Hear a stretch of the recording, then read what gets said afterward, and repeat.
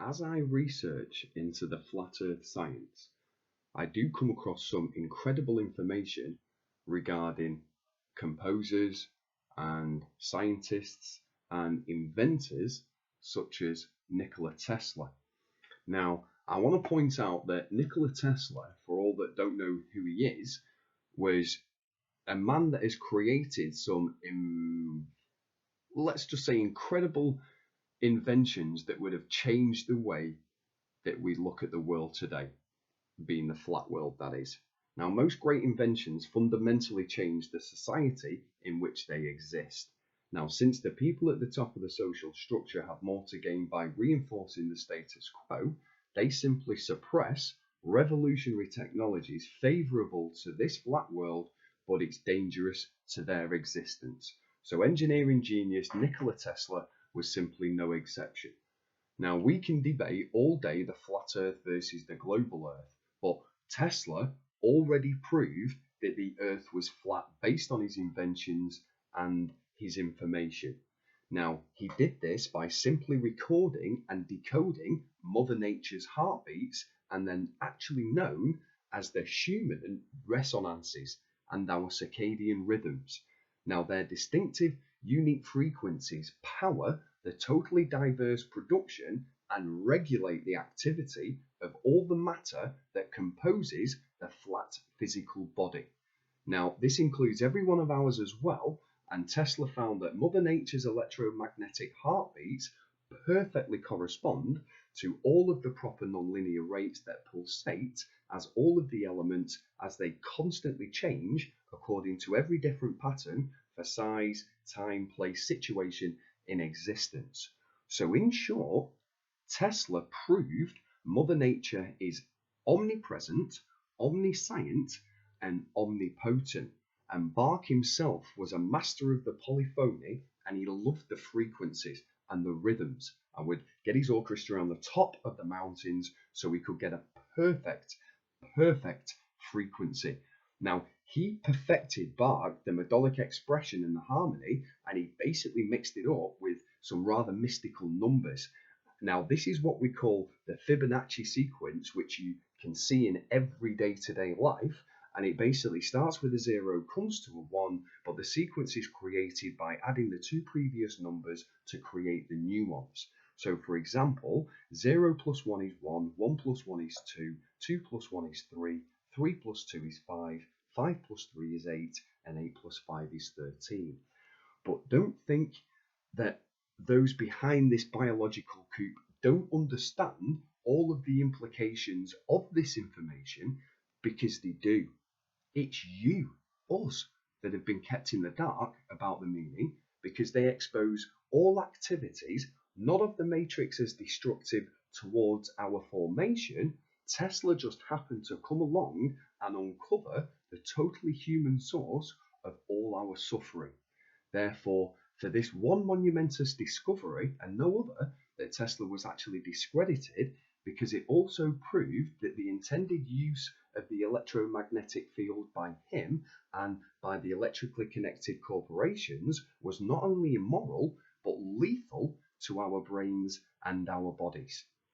Now, Tesla had created some incredible inventions like the death ray. Now, he called this Teleforce back in the 1930s, and the device was capable of generating an intense target beam of energy that could be used to dispose of enemy warplanes and armies, or basically anything else that you'd rather didn't exist. But the so-called death ray was never actually constructed because he believed it would become too easy for countries to destroy each other.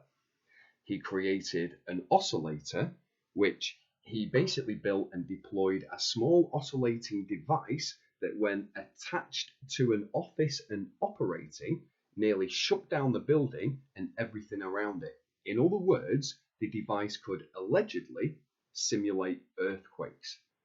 Now, realizing the potential terrors such a device could create, Tesla himself said he took a hammer to the oscillator to disable it, and instructing all of his employees to claim ignorance to the cause of the tremors if anybody asked what they were.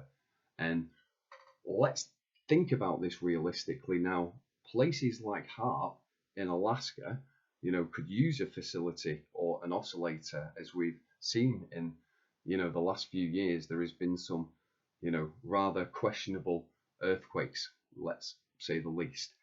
Now, Tesla had also created a free electricity system.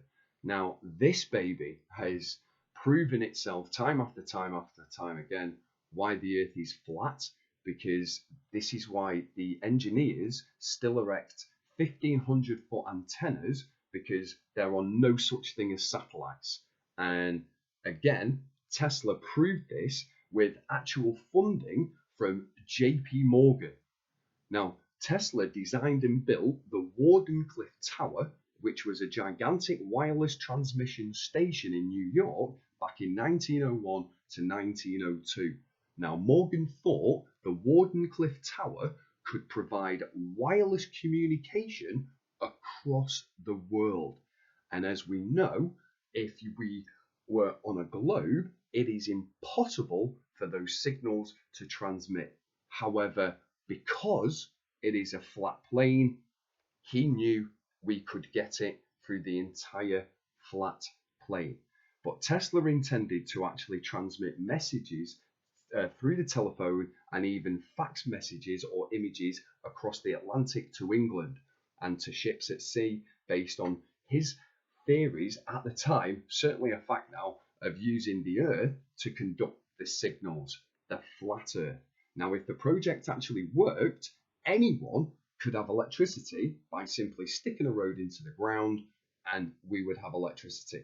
But unfortunately, free electricity, as we well know, is not profitable, and the system could be incredibly dangerous for the global elite, because it could profoundly change the energy industry. Now, imagine how different the world would be if society didn't need oil and coal to function. Could the great world powers maintain control? Morgan refused to fund the changes, and so the project was abandoned in 1906 and never became operational. Now, this might come as a shock to you, actually touching a pylon, but Nikola Tesla also invented a flying saucer. Back in 1911, Tesla told the New York Herald that he was working on an anti-gravity flying machine, because, as we know, gravity does not exist. It's a free energy system that's based on electrical or electromagnetic fields. Now, he told the Herald that my flying machine will neither have wings nor propellers.